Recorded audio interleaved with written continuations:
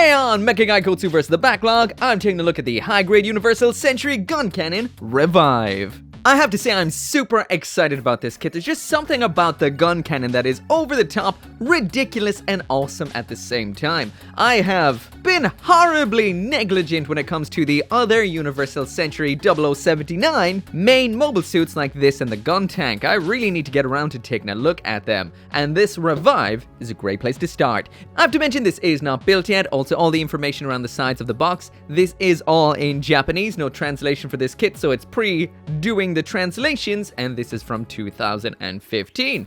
Anyway, let's get it built. This video was made possible by War Robots. Do you like robots? Of course you do, that's why you're here. Bipedal clunky robots pumping each other full of hot lead. Customizable to your personal style that's light and fast, heavy and powerful, or something in between. A real robot for everyone's playstyle. Combat simple to get a handle of, but tough to master against a team of other players. Battle, upgrade, and battle again. And speaking of which, now let's battle. 6 versus 6 on a map that leads you right into the enemy's line of fire on the deck of an aircraft carrier. In War Robots, there's 2 ways to win: destroy your enemies or control those beacons. I'm a weak noob, so my best bet is to grab some beacons. Whoa, check this guy out. He's either badass, brave, or a fool. Huh, guess he was just a fool. Heading out to the enemy's side of the map to grab those beacons. That dude didn't stand a chance. Maybe if I climb up over here, I can blindside this mech. He's got friends. Lots of friends. Yes, I'm the fool now. Great. That was my best mech. Well, I'm too weak to stand alone, so I'm gonna stick with this guy. He looks like he knows what he's doing. Who would have guessed? Teamwork in a team-based game actually works. Man, you really have to be careful with these cooldowns. One false move and you're a sitting duck.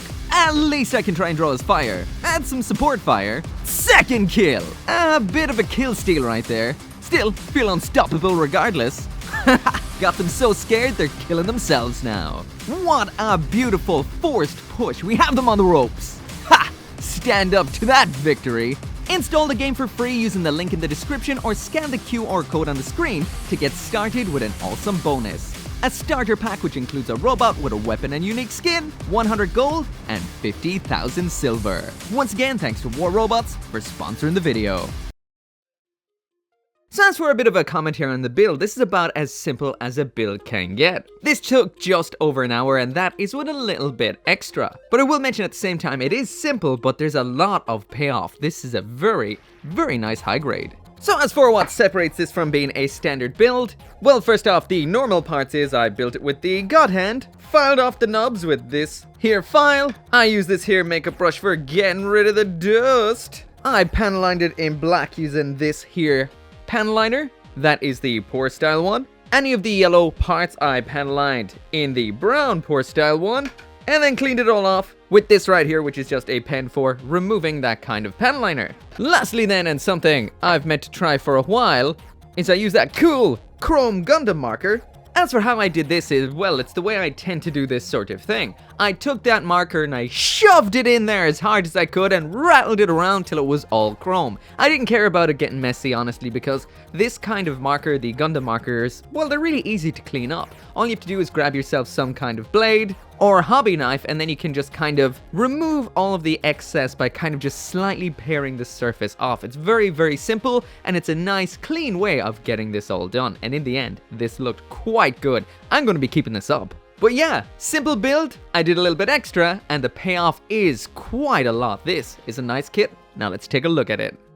So jumping right on into the overview of absolutely everything we get in the box, and this is it right here. So not a whole lot really, but it's what the Guncannon had. So in here, of course, is the high-grade Guncannon itself, a pair of alternate hands for it to lie in its front ready to fire off those cannons. As well as those hands, we have the pair of holding hands that have been attached thus far. Then we have the beam rifle, and finally a set of sticker-style decals. So this right here had me confused because I always just assumed there was just one Guncannon. I did watch the original Gundam series, it's been a while now and I thought it was just the one, but it turns out there was 3. I'll also mention that, just in case you don't know, the original movies are on Netflix if you want to check those out. And by original movies, I mean the series condensed down into 3 movies. So anyway, just to make a long story short, 108, as far as I know, is Kai Shiden's suit. When White Base got to Jaburo, they got a second one, which was piloted by Hayato Kobayashi. And finally then there was a third unit, codenamed 203, which took part in the Aboaku battle. All of that I got off the Gundam Wiki. So jumping right into that full 360-degree spin, and all I can say is the Guncannon Revive looks phenomenal. It mixes that old school look of the Guncannon with a, well, kind of modern styling, and through its articulation, not necessarily through its design. There's a couple of nice little elements of articulation, like in the ab crunch, in the hips and legs and arms, that allows you to kind of break up that square, blocky, old school look and give it a little bit of a more modern, almost humanoid, flexible vibe, and I love that. The head looks phenomenal, especially with a little bit of panel lining and that chrome in behind it. This makes the Guncannon look ridiculously heroic on top of its already uber cute bug-like looks. Details-wise and features-wise, it is quite plain, but once again, it is the Guncannon. Although this is an absolutely fantastic kit, it is a little bit rife with nub marks and mold lines. I guess this kind of makes sense in a somewhat budget kit, but that does mean what is essentially around an hour to an hour and a half's build becomes a whole lot longer. Some of them, like the ones in the forearms, really do stand out and will need that extra little bit of work, but as long as you take a lot of care while building it, those shouldn't be any issue whatsoever. But this kit definitely makes up for some little nubs and mold lines with its absolutely iconic looks mixed with some cool, newish proportions. So anyway, jumping right on back to the beginning of the review, and we can see everything that comes with this kit again, so let's check out all of those accessories.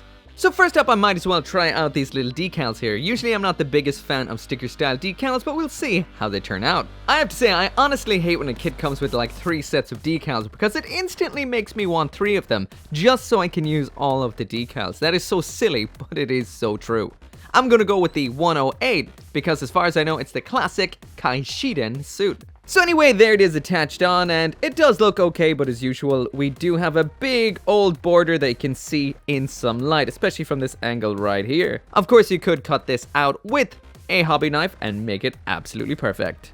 As for the hands that we've got in here, we've got a set of widespread hands, which are for the ground poses when it's ready to fire off the cannons. But these are actually really good for widespread dynamic hands as well. These look very natural and dynamic. As well as that, we've got the standard set of holding fists with the hole in them, and therefore, well, holding stuff. Let's get holding stuff. Next up in here we have the beam rifle, and I adore the Guncannon's beam rifle because it's kind of, well, it just looks like a couple of pipes strapped together with some kind of power supply, and that is cool.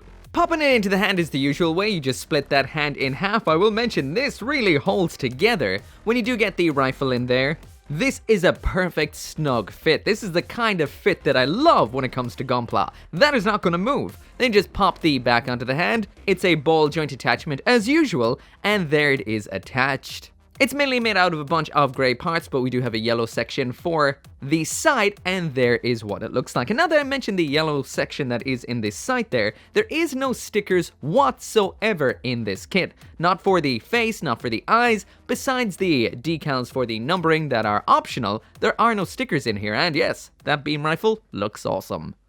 So now jumping on to the final part of the review, and that of course is the articulation. I'll mention the build of this is rock solid besides the waist joint. That tends to drop on me a lot, but only if I wiggle it around. Besides that, everything is fine. I expect that to fall in half at least a couple of times during this, but hey, let's get right into it from the neck down.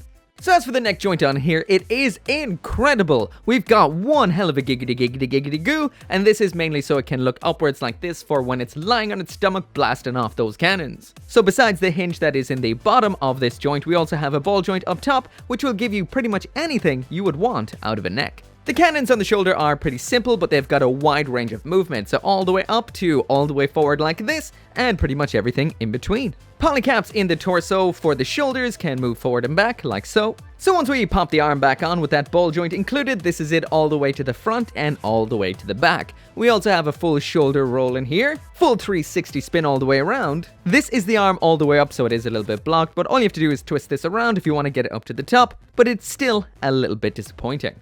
Full 360-degree spin at the upper arm and a ball joint for that wrist. One pretty cool aspect about this kit's design is the fact that we do have a little bit of an ab crunch in here. However, the bottom ball joint in here is a little bit on the loose side, so it does pop off all the time. But what we do get in here is nice. It's not going to give you a full-on ab crunch, but it's enough to break up the boxiness of this particular boxy mobile suit. So there it is all the way to the front and all the way to the back, so not a whole lot. We also have the full 360 spin right here. Moving down to the skirting now, and the front skirt is on a pair of ball joints. It can move up like this. These are attached on the runner, however. Onto the side skirt, and this can move up and down ever so slightly. We've got forward and back motion here, but this is quite inclined to fall off if you're not careful. So when you're moving it back to forward and vice versa, take a little bit of care. Round back then, we've got a standard paralyzed non-moving butt flap. As for the kicks, there's the front kick all the way up to the front. That's pretty decent. Out of the back, it is blocked by the paralyzed butt flap. And in order to do the splits, we're going to have to move these side skirtings ever so slightly. But when we do, we can get the full splits. But yeah, this leg keeps falling off on me. But we can get the full splits. 2-point bend at the knee, which gets us a fairly solid knee bend. Not too bad. Actually, we've got more to the pivot to the front than I thought, because we've got this raising mechanism inside of the foot. Very nice. So anyway, that right there is it for the review, and I kind of debated on this for a second. This is my second time recording the verdict, and that is because, to me, this kit is gold tier. I had said it was silver tier, but it just didn't sit right with me. And as far as the Guncannon goes, this is a phenomenal little kit, and I think it's actually better than the revive of the Rx-78-2. Well, when it comes to the aesthetics on this particular kit right here, there is nothing wrong with it whatsoever. It looks phenomenal. The color accuracy is intensely good, everything is color separated out, and we do not have any stickers. The mold is phenomenal. Sure, we do have a bit of parts to clean up, but that is not unusual for a model kit, and it just looks so good, and the extra little bit of articulation here and there allows it to look a little more natural and less boxy than the old school kind of vibe that it usually has. Accessories wise, it comes with all you need in here, and it does have the nice flat hands for expressive poses. You might think the accessories might be a little bit on the slim side, but this is a $10 kit. You cannot complain. You've got 2 sets of hands and the beam rifle, and it's got a load of onboard weapons. Lastly then, the articulation. Sure, it could be a little bit better in some areas, but this is the Guncannon. This thing isn't going to be doing backflips and yoga and all of that sort of stuff, even though I'd like that the kit could do that as a nice optional extra, but it still can really bust a move, and it looks fantastic in every pose. This kit is great, and the only real issue I've had with it is the waist separating every now and then, and just tightening up the joint will deal with that. This is a really good kit. Anyway, as always, thank you so much for watching. Thanks so much to War Robots for sponsoring this video and helping out the channel, and as always, I will see you next time. As always, this video right here would not have been possible without you right now watching this video. Thank you so much for watching and potentially leaving a like, as well as everyone who helps out over in the channel memberships and over on Patreon, including Craig Jerry, Bakido Official, Caleb Engelhardt, Gunpla Chef, Joseph Cooklock, Lauren Sihak, Mr. Winter, Sean T, Tito Lewis, Tyler Sanders, and Van Fawn. Once again, if I ever screw up any of you guys' names, jump on over to the Discord and let me know.